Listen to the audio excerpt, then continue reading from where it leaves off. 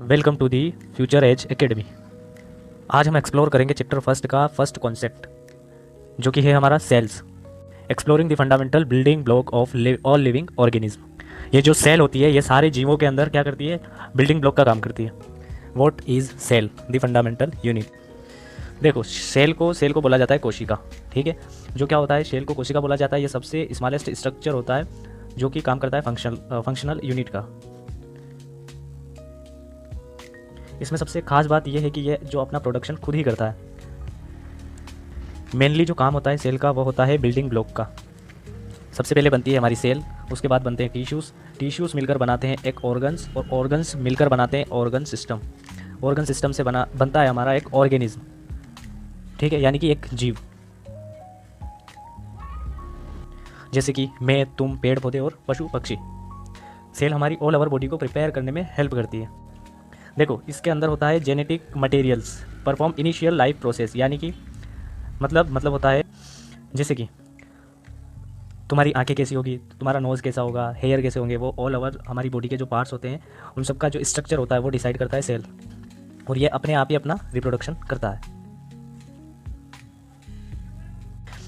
The cell is the building block of life. इसको building block क्यों बोला जाता है लाइफ का, क्योंकि structure foundation cell from tissue organs and entire organism.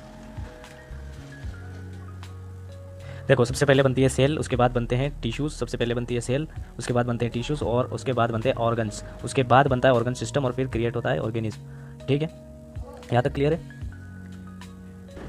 हमारी बॉडी में जो भी फंक्शन होते हैं वो इसी की वजह से होते हैं, ठीक है। Carries out all life process and functions, right. अब आते हैं इसके रिप्रोडक्शन के ऊपर। ये जो अपना रिप्रोडक्शन खुद ही करता है, can divide, create new cell and growth. ये अपने आप से दूसरी सेल बनाता है, ठीक है, और ग्रोथ होता है। हमारे शरीर के हर एक अंग इसके ऊपर डिपेंड है, सेल के ऊपर। सारे जितने भी जीव हैं सब जीवित हैं सेल के कारण। मेनली 2 टाइप ऑफ सेल होती है, एक होती है प्रोकैरियोटिक और एक होती है यूकैरियोटिक। ये जो सेल है वो है प्रोकैरियोटिक। अब ये प्रोकैरियोटिक क्या होता है ये पढ़ते हैं हम। इसका होता है सिंपल एंड पावरफुल स्ट्रक्चर।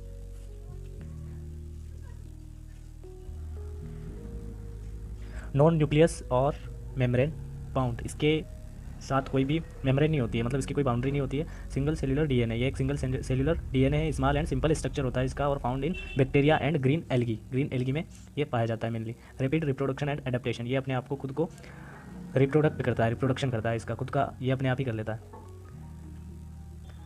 अब आती है हमारी यूकैरियोटिक सेल। ये कॉम्प्लेक्स होती है एंड स्पेशलाइजेशन सब इसी का ही होता है। न्यूक्लियस प्रेजेंट होता है इसके अंदर एक